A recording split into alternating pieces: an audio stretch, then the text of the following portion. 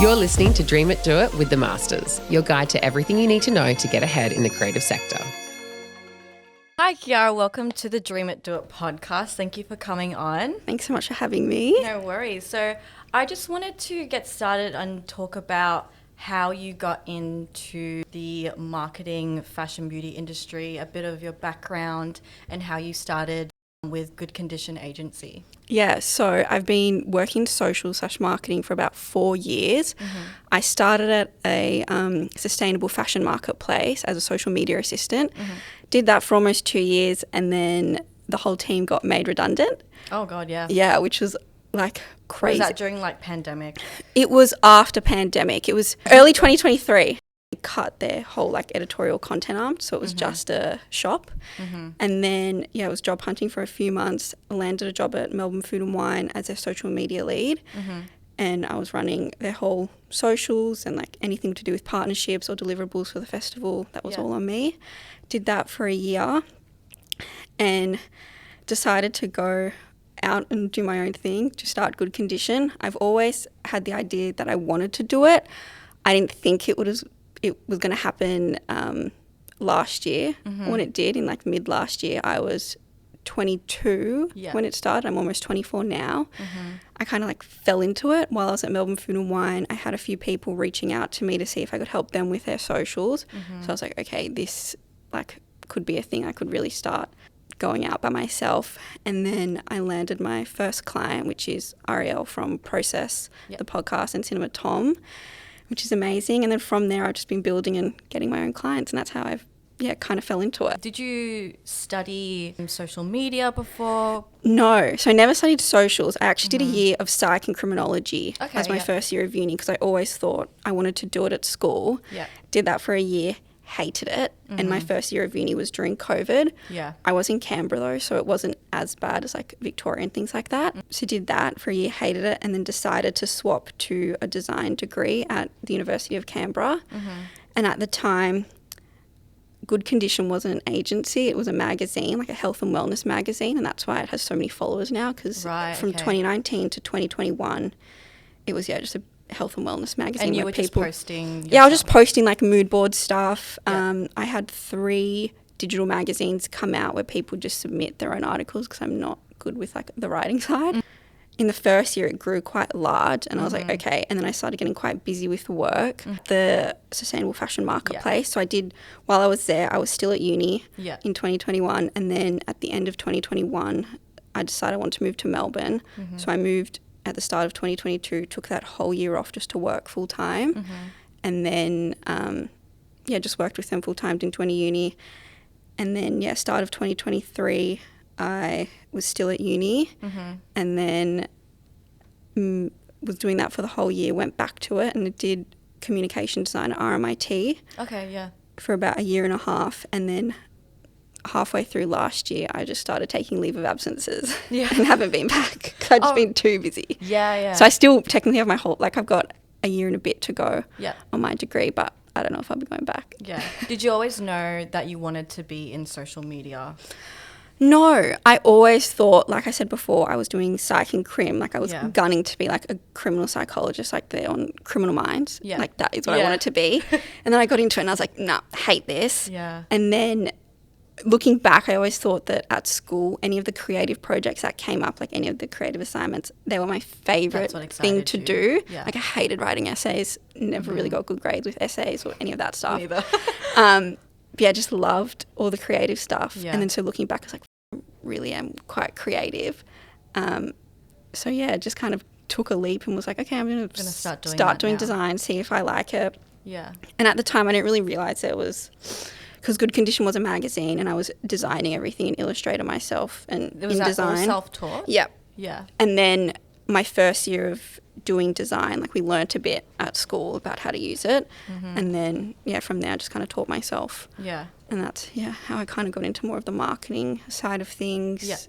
And I think the graphic design helps with social media, because a lot of people are creating those assets themselves. Like the teams are so small that they don't have a graphic designer. When you first wanted to change Good Condition into a marketing agency, what was the first step into transitioning from a magazine to an agency? So the magazine I wasn't really posting on it for maybe about a year, but I still really liked the name Good Condition. Yeah. And it was just called goodcondition.mag or something like that. So I just kept the account. It was sitting there and just like doing nothing. And then I was like, okay, I've got all these followers already, and a lot of them are quite from like international, like they're from the US, like big international following. And I was like, okay, I'm just going to see, like I'll just change the name and be like goodcondition.agency. And I don't love the word agency because it's just me and like contractors when I need them, but I guess in the future I'd like to have maybe a team Building of like a 4. But yes, that's how it kind of started. I just literally just swapped the name and I was like, okay, this is what I'm going to do. Everyone's kind of know me as a girl who's doing good condition. So I was like, I'm just going to keep it as that. I've had a few like features in articles and things like that from when I was doing Good Condition as the magazine. So I was like, I'll just keep it. I really like the name. Yeah. And then, in April last year, I was like, I'm going to do this. So I went and like got my ABN and stuff like that. Yeah. And it just kind of started from there. And how did you promote Good Condition to get the amount of followers you have today? Like, was it all organic and just through posts, or was it you reaching out to? Yeah, it was mainly all organic. So in the first year, so in like 2019 when it started, it grew maybe 1,000 followers. And then from 2019 to 2021, we got up to about 14,000. Wow, yeah. And at the time, like I said, it was kind of COVID time. So I started doing like an at home with series where people just take over the Instagram stories. Yeah. And I'd give them my login. I'm like, you post whatever you want for your whole day. And a lot of the people were in America, like people who had like brand founders who had skincare brands or had like dietitians because it was all health focused. Yeah. Athletes. And that was you reaching out to them, or they found Good Condition? Mix of both. Okay, So I reached out to them, they came to me, and it kind of grew that way. And then I just had a lot of eyes on it. And I think at the time, Instagram was much obviously easier to grow on it, and like mood board accounts were like booming. I don't know if you know like Sporty and Rich at the time. Yes, I love Sporty and Rich. I was like the biggest fan of them when they first started, and like I'd wake up at 4 a.m. every day to like get their drops because they were in America. And yes, like they had that mood board kind of going on, and Lemon Water as well, if you know them. She used to have a podcast. I don't know if she does it anymore, but they were like the 2 like health and wellness mood board accounts. It was like the pinnacle of what I wanted to do. So I was Sporty and Rich, and it gives off Tumblr vibes. Yeah. Just posting, even if it's not like their clothing, it's just photos that kind of have the same vibe as what their brand is. Exactly. And everybody would just follow purely for the aesthetics. Yeah, and it was a time where like reels weren't a thing, so it was so easy to grow just from like an aesthetic feed. Yeah. So I think I was pretty lucky Yeah. doing it then. And then, just people came and followed, and it was great. Yeah. And when you started the marketing agency, for anyone who wants to start their own agency solo, how do you build a portfolio to show your work? And so at the time when I started, obviously I didn't have any clients, so I had to really hustle to get some clients, but all my clients came from word of mouth. None of them came from like reaching out to me and being like, hey, we want to see what you've done before. Pretty much all my clients now are from word of mouth, which is so great and nice to hear. But with that, I always like to do, if a week's a little bit quieter, I like to reach out to brands and be like, hey, would you like us to like shoot some content for you just so we can build up our content arm and things like that. So just like reaching out to brands, and if you want to go into that space, being like, hey, we'd love to shoot some content for you, and then just so you can build your portfolio. And was your portfolio mainly on like TikTok, Instagram, or did you have like a separate website to showcase your... So in the beginning, it was just Instagram, mainly Instagram, not TikTok. I haven't really been posting on the Good Condition TikTok. But I think as well, personal brand is such a big thing. So just showing up on your own personal socials so people can see like who you are, what you do, is really important, I think, as well, especially nowadays where people will look at your brand, but they'll also want to see who you are and like what you do and how you show up as well. Like yeah. I think nowadays social media, it's more about showing your personality. Yeah. But sometimes a lot of, like we were talking about before, not everyone wants to show their face, or it's very vulnerable to be putting yourself on TikTok like that. How do you overcome that challenge? It's tricky. When I first started, I didn't want to post at all. I was like, oh, what are people going to think of me? Like, people are probably sending it to their friends in their group chat and all that kind of stuff. And I come from Canberra, which is a really small place. Everyone knows everyone. And I was like, oh, I was just not up for it. But then one day I was like, basically, YOLO. I don't know if anyone says that anymore. But who cares? Like, the amount of opportunities now that I've gotten from, like, being on this podcast, basically, like, from just posting on TikTok. I'm just, I always think, like, whatever. Like, if people want to hate, they can hate. But that's kind of my mindset. Probably doesn't help for everyone, but... It takes a while to, like, get over that hurdle. Yeah. But I think as soon as you start seeing the benefits that come from posting yourself like that, and if you're trying to grow a brand especially, like, that's just something that you have to do. Yeah, exactly. And, like, how do you go about filming and editing your content? Like, did you learn yourself, like, how to shoot your own stuff, or...? Yeah, just learning myself. When I was younger, my sisters both owned a cafe in Canberra from, like, 2014 to about 2018, and they had no one to do their social media. So I'm like, I'll do it because I thought it was interesting. So I just, like, take really bad photos. And this is before Reels, so I just take a bunch of pics for them and just post them on the cafe account. Was it on, like, your phone, or did you... just on a phone. Yeah. And so that's how I kind of got my start in it. And then I've just kind of always loved taking content. People have always kind of said to me I've had a good eye, which is nice. So I've just always been one to, like, snap a photo or film something on my phone. Yeah. And then, usually... phone is my, like, bread and butter. I love shooting content on my phone.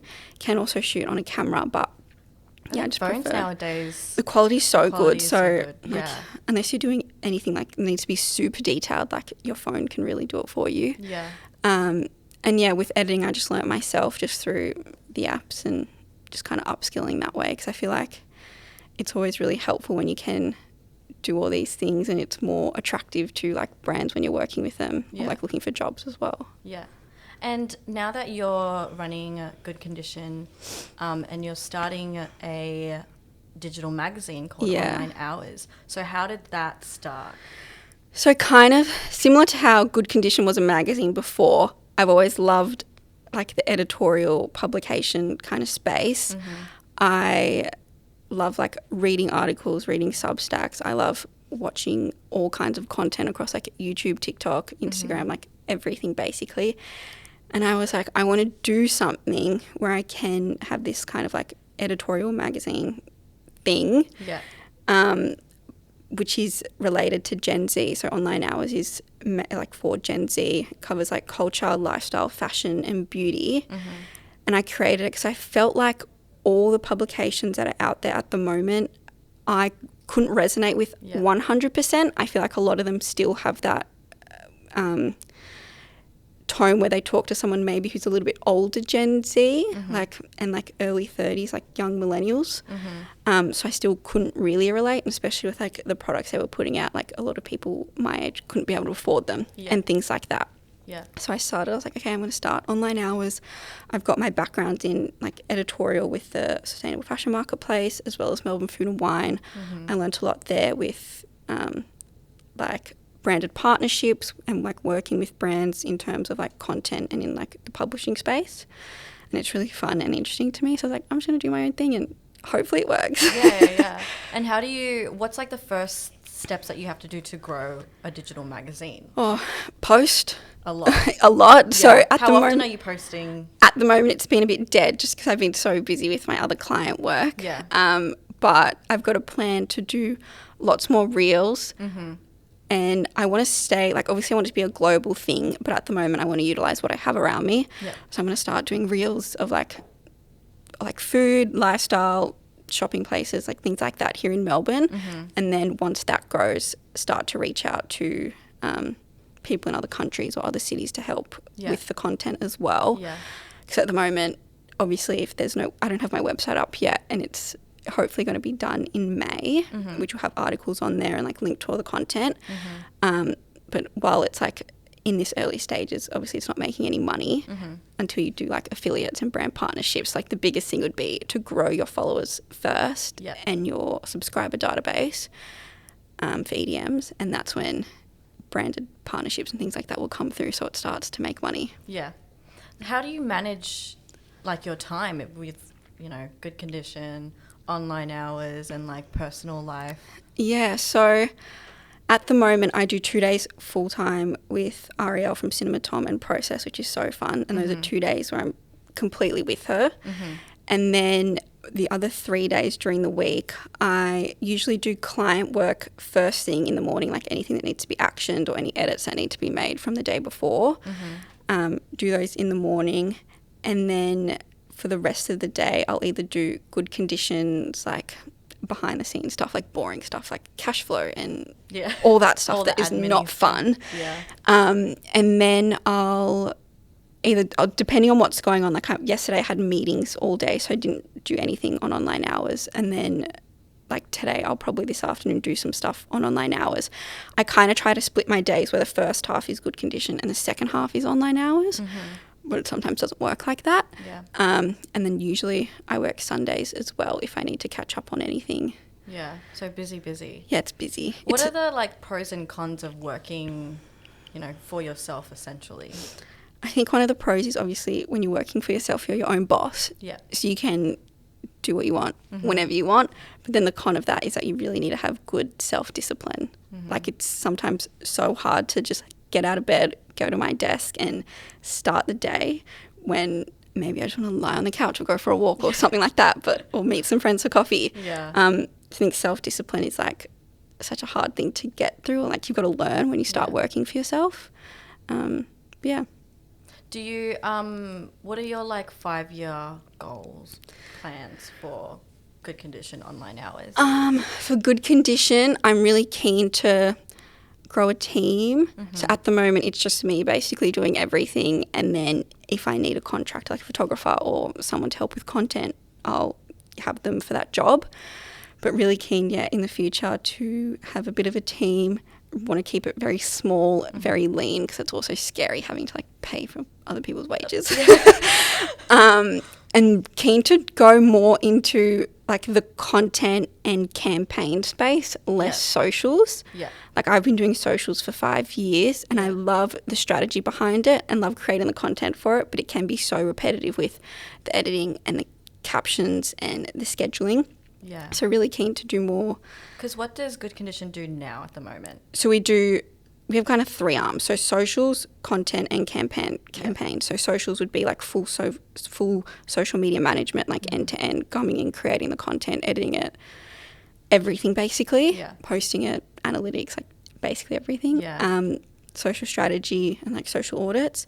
And then in content, we offer lo-fi packages, mainly video content, where brands will usually send us products and you film it, create the content, edit it all, and then give it back to them and they'll do whatever they want with it. Yeah. And then campaigns, which is obviously like your bigger like shoots. Big shoots and stuff. And you want to move Good Condition to just being doing the campaigns and stuff like that? Yeah, keen to do more, just campaigns and then that lo-fi content and probably a bit more hi-fi video as well.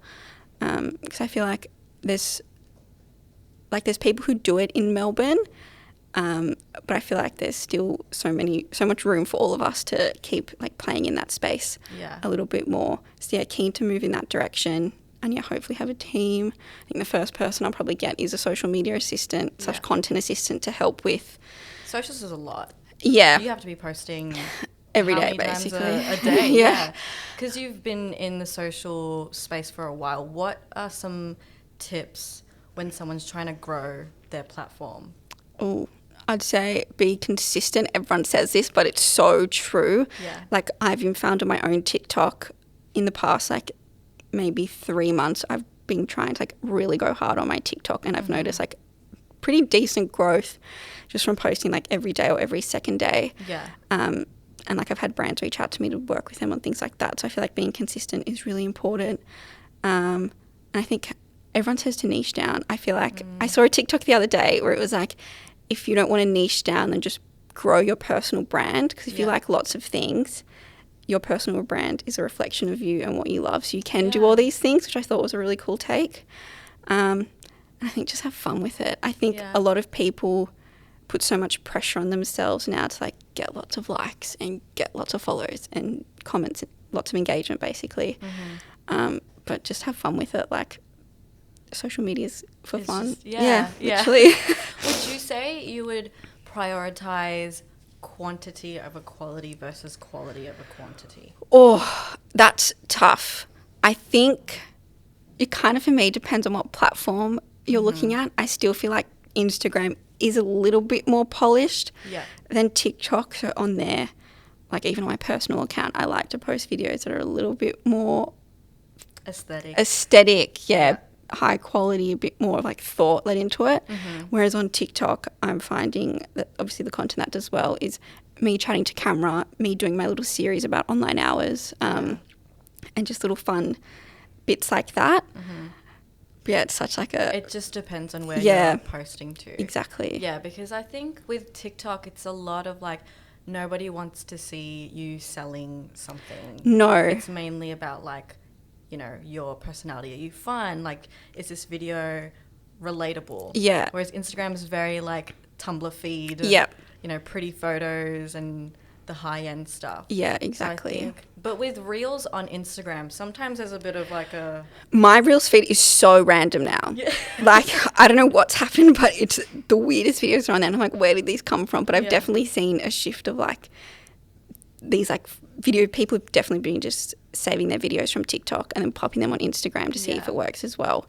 I feel like there's a place for both of them, like hi-fi aesthetic stuff and more of the fun, entertaining stuff on both Instagram and TikTok. I would just say that more of the aesthetic stuff is on Instagram and more of the fun, engaging, authentic stuff is on TikTok. Yeah. Cool. With your marketing agency and then the magazine, how important is it to network with people? You said that a lot of the clients that you have are through word of mouth. How do you start, like, you know, reaching out to people, or where do you meet people that could give you potential jobs to do? Yeah, so a lot of people I've met are either through like previous jobs, which has been great, and then they've been recommended to me by like people who I've worked with, from Melbourne Food and Wine or from Rise, where I was working before that, which is so nice that like people have been like, oh yeah, like Kiara could help you with that, which is so nice, especially starting out where you're like, oh, I don't know if I'm good at this, and that kind of imposter syndrome. And then honestly just DM people if you want to either work with them or like want to literally, like some of my closest friends now, we've just followed each other on TikTok and they've DM'd me or I've DM'd them, and we've just got to chatting and ended up having coffee together and vibed, and now we're like friends who work in like the same industry and can work together. Is there like you know, confidence issues when it comes to that whole, you brought up imposter syndrome and like, you know, feeling like, can I do the job, like especially being younger, like do you get that a lot when you're working with people who've been in the industry for a bit longer?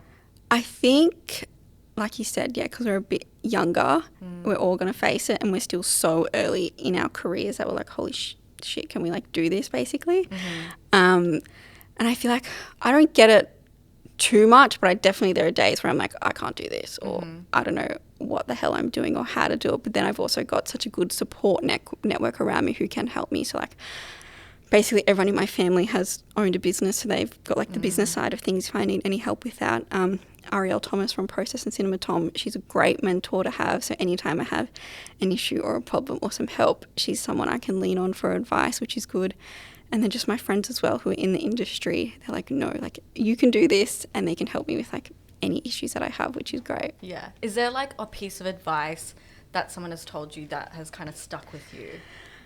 There's probably two things, both from Ariel again. The first one is nothing changes if nothing changes.